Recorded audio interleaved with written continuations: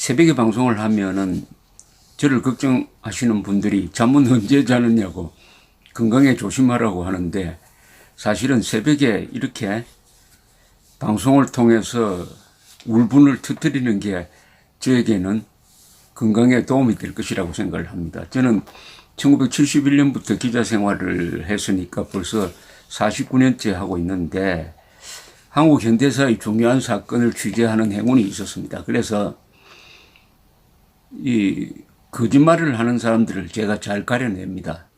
자칭 거짓말 킬러라고 합니다. 다른 건 몰라도 뭐가 거짓이고 뭐가 조작인지를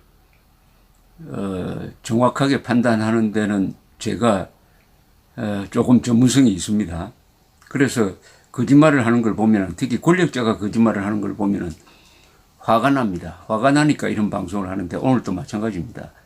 문재인 대통령이 어제 청와대에서 열린 예비역 장성들과의 오찬 간담회에서 일부 극소수 단체가 현 정부를 북한 세력과 동조한다는 관점으로 평가할 때 안타깝다라고 이야기를 했다고 보도가 되었습니다.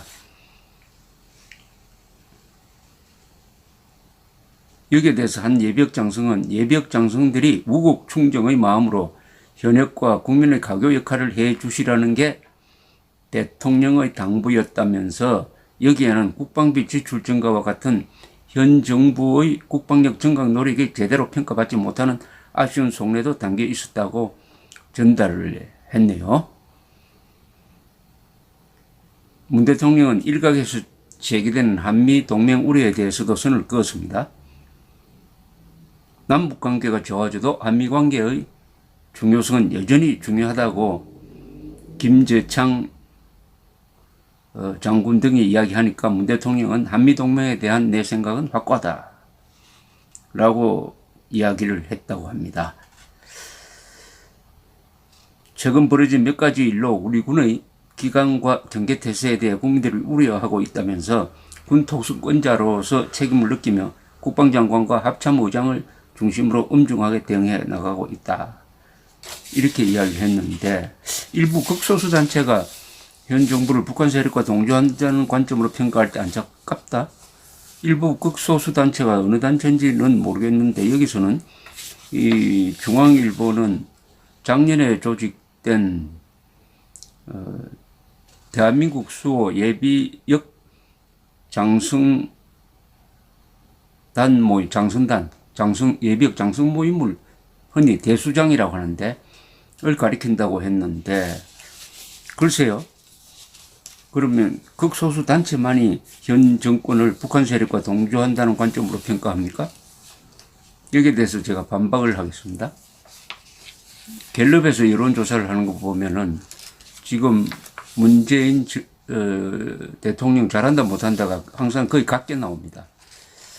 그런데 못한다고 비판하는 이유 중에서 가장 큰 것이, 첫째가 경제를 잘 못한다. 두 번째가 항상 대북 관계에서 너무나 친북적이다 하는 게 나옵니다. 친북적이다. 북한에 동조한다는 뜻이죠. 그렇게 응답하는 사람이 아마 국민 전체로 확대해서 그 비율을 적용하면 아마 1,000만 명 이상일 겁니다. 1,000만 명, 몇백만 명이죠. 몇백만 명 내지 몇천만 명 되는 사람이 이 정권의 대북 정책을 북한에 동조한다, 친북적이다라고 보는데, 문재인 대통령은 일부 극소수 단체라고 왜곡을 했습니다. 그리고 안타깝다고 했는데, 그러면 안타깝다는 것은 이유가 없다는 뜻인데 그럴까요? 제가 지금 아무 준비 없이 즉석에서 문재인 정권을 북에 동조한다고 보는 이유 12개를 말씀드리겠습니다. 아무 준비 없이 제가 평소에 외우고 있는 걸 즉석에서 이야기 드리겠습니다. 첫째, 문재인 대통령은 입만 벌리면 북미라고 합니다. 이게 북한이 동조하는 거 아닙니까? 어떻게 북한이 우리의 동맹국인 미국보다 앞설 수가 있습니까? 북한은 우리의 적입니다. 적을 앞세우는 북미라는 표현. 두 번째, 한반도의 남북 대결의 핵심은 민족 사이 정통성과 삶의 질을 놓고 다투는 타협이 절대로 불가능한 총체적 권력투쟁입니다. 여기서 민족사적 정통성은 대한민국만이 우리 헌법대로 한반도의 유일한 합법국가고 정통국가다라는 겁니다. 그런데 문재인 대통령은 대한민국을 생일 없는 존재로 만들었습니다. 작년에 건국 70주년 행사하지 않았어요. 원래 약속대로 건국 100주년 행사를 해야 되는데 그것도 하지 않았습니다. 대한민국 생일이 없어지면 한반도에서 유일하게 건국 기념일을 가진 쪽은 북한이 되는 겁니다. 이거 북한 동조 아닙니까? 그리고 김정은 앞에서 자신을 소개할 때 남쪽 대통령이라고 했잖아요. 그리고 김정은을 국무위원장이라고 했잖아요. 자신을 부하로 낮췄잖아요. 이거는 북한에 동조하는 정도가 아니라 북한에 굴종하는 거죠. 그리고 연설에서 자유란 말을 절대로 쓰지 않지 않습니까? 자유는 대한민국의 최고 가치인데 왜 자유란 말을 쓰지 않고 애매모호한 평화만 이야기합니까? 이거 북한에 동조하는 거 아닙니까? 그러고 수도권 상공에 왜 비행금지구역을 만듭니까? 대한민국이 전쟁에서 항복한 적이 있습니까? 왜 비행금지구역을 만듭니까? 이거 북한에 유리한 거 아닙니까?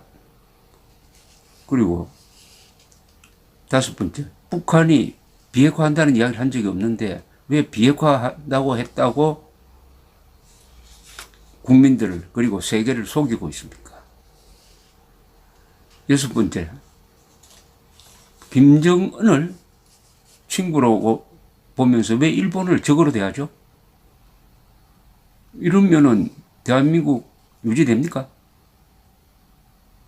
유엔군 후방기지를 제공하는 일본을 적으로 핵무장한 김정은을 친구로 여긴다면 대한민국은 소멸하게 되어 있습니다.